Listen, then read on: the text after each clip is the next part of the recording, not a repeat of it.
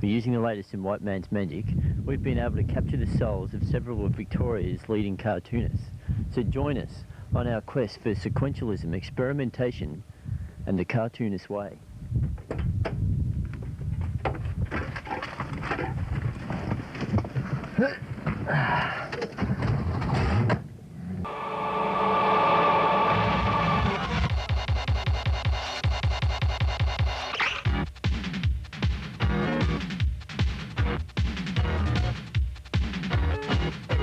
Australia and Aborigines have vampires, China, South American countries, and sort of around the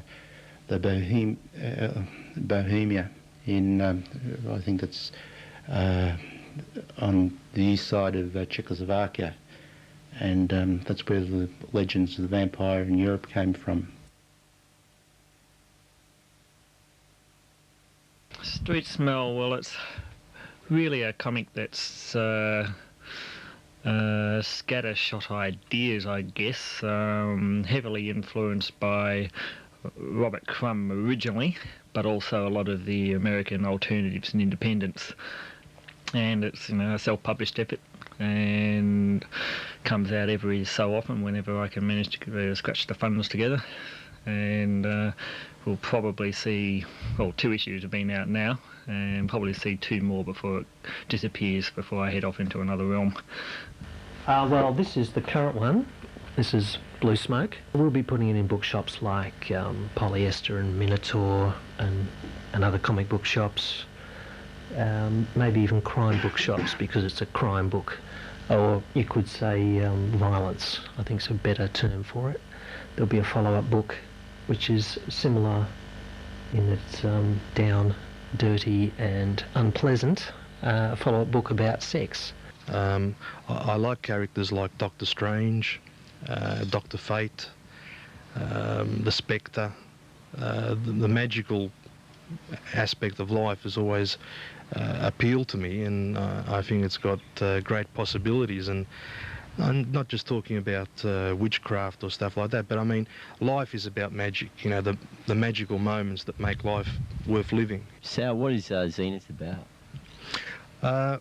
Well, mainly it's about a young person, a young female person who's trying to find her way in the world, and is put in extraordinary circumstances that she has to deal with. My main function is editor of Necropolis, which is the comic that Jason Badower is working on.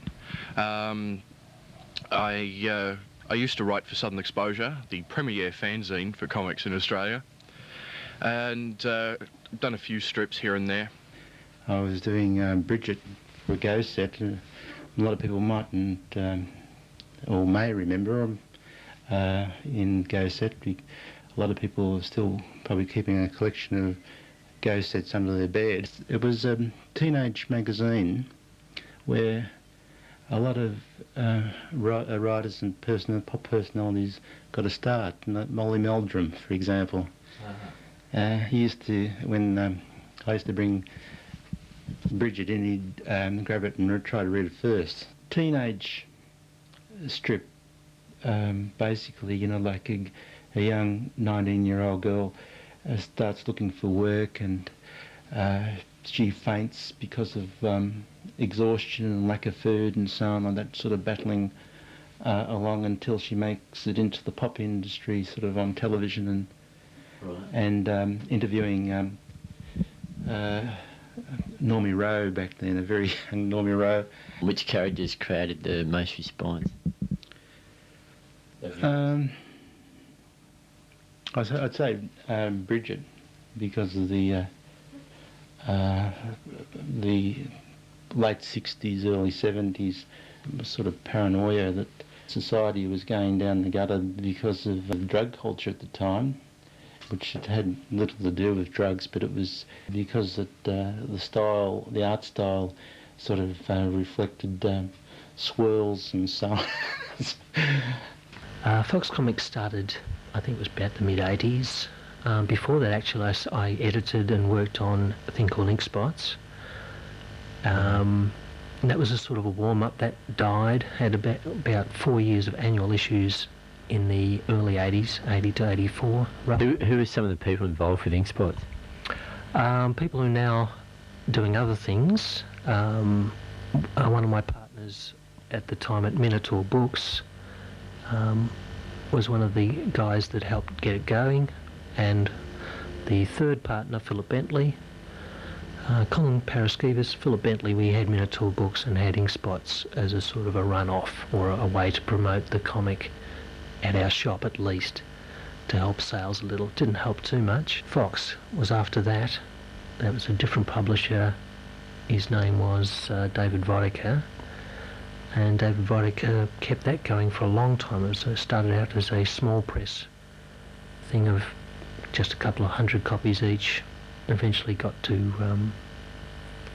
printing instead of photocopying, and eventually it was picked up by the Americans, Fantagraphics Books, which helped us with distribution over there, but things went a little sour and eventually folded. Yeah, guy comes home, meets his ex-wife and wants to see his children, and something has happened, and another friend walks in later and finds utter carnage, and he's killed the lot. A pretty dark story in Blue Smoke there. It's called Red Dog, the story, and basically Red Dog is just one of the victims. I don't know why the author has done that. It just seems to time pretty well that he'll even shoot the dog. What a rat. Almost always work with other writers. I just don't have the wherewithal to sit down and nut everything out just so. I think it's enough to just work it out all visually.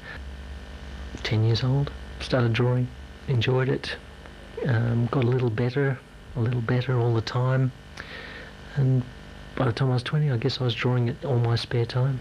Did 2 years of graphic design. What sort of things do you think you got out of art school that helped you with comics? More shortcuts, things that you can do more quickly, more efficiently. Practice with life drawing is very important. It gives you an idea how to start out at it, but mostly you have to have persevere and do it your own way. And did they take your comic work seriously at art school? I didn't usually show it around. They didn't seem to think too much of it, no. Like most of the wider society doesn't really care for comics, so you know, there's no money in that, don't do comics. So very hard to describe my work. I've done almost all sorts of genres. I've done humour, drama, historical, almost anything you care to mention. I've done war material, actual documentary work. Really enjoy that, but I like variety, so I prefer to do other things as well. I enjoy chasing research and making sure everything's pretty much spot on. I done a lot of short strips. This is comic speaking. A lot of short strips which have appeared in sort of local zine type publications. You know, zines are a hard word to describe nowadays, as you know. I mean, it's murky, but you know, I've appeared in things like Eddie and the Triple R magazine, The Trip, and Bizarre Times, which is now defunct. Most of these things are now defunct. They're also transient. Number Zero, of course, I tried the experiment through going through the Capital and Diamond City, Diamond, I actually know what I mean. Diamond distribution in America. At that stage, and because I printed 1,000 copies of Number Zero and I'd expected to sell a few more locally, and I flogged the rest off over there, and it actually turned out the numbers they ordered was about 750, and basically cleaned me out of them, so I was happy with that. But I had to take a fairly substantial loss on the margin, but it got rid of them. So you know, that's a hard thing to say about sales. I mean, I could say I sold 1,000 of the first one and 250 of the second, but I think in actual readers, the second one was much more appreciated. Stories, basically, I saw some mostly out of my own mind, but I'm a wide reader and certainly keep up to date with contemporary issues, you know, through the newspapers and magazines and so on. And I guess I feel strongly about many things, and I just actually sit down and think about these issues, and somehow a story synthesises out of that. And quite often I have a stock cast of characters which suddenly seem appropriate to tell this particular story. So in the case of, say, the two street smells, you know, the old Macpherson story in number 0 came out of the hysteria that was created of a tour of hers a few years ago, where I think it was one of the first of her calendars, and also the launch of her lingerie line, and it was just in the news every night. It was just, you just couldn't get away from her, and you know, the things she was saying, and I was just dwelling on the nature of this supermodel thing, and so I just had to create this story of the body, which is loosely based on her. And a number of incidents in the story occurred as well, and I just dressed them up a bit, and the idea of the body as a or shell walking around without a head. But the problem is getting a wider audience. I mean, we all consider the audience to be full of dweebs and nerds and guys who, you know, video game type. You know, I don't want to be too mean about it, but we have this image problem. Well, I've been pretty fortunate with the people I've worked with.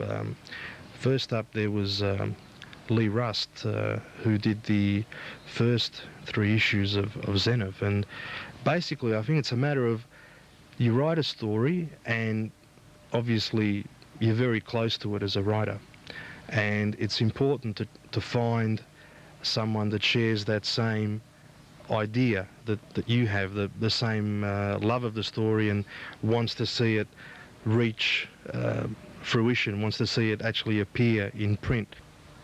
You've got to be pretty sure that your story is going to be liked by the people out there in the market, because there really isn't any other way here in Australia but by putting your own money in and self-publishing it. Say when Zenith 2 hit the stands, only half the work was done.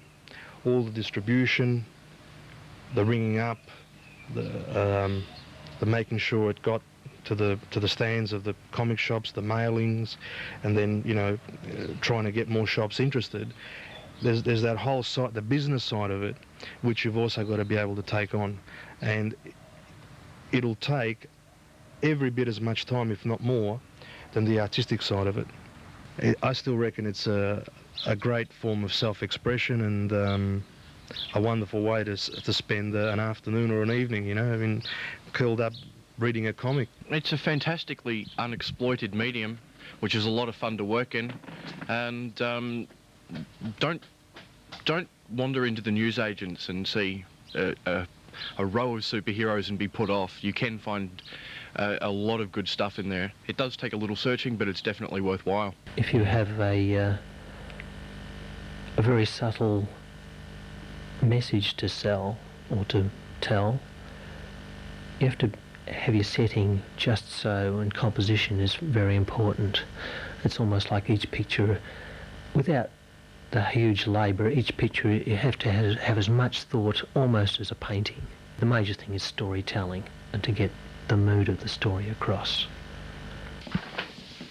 Well, this is one I'm working on at the moment. It's about all dinosaurs must die. It's a science fiction story. It's a cross between Jurassic Park and a Commando style story.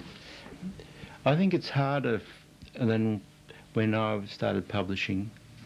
See, we used to sell about 75%, and around about 10,000. We're having to compete with the American product and all that sort of thing, which is not an easy thing to do. And television.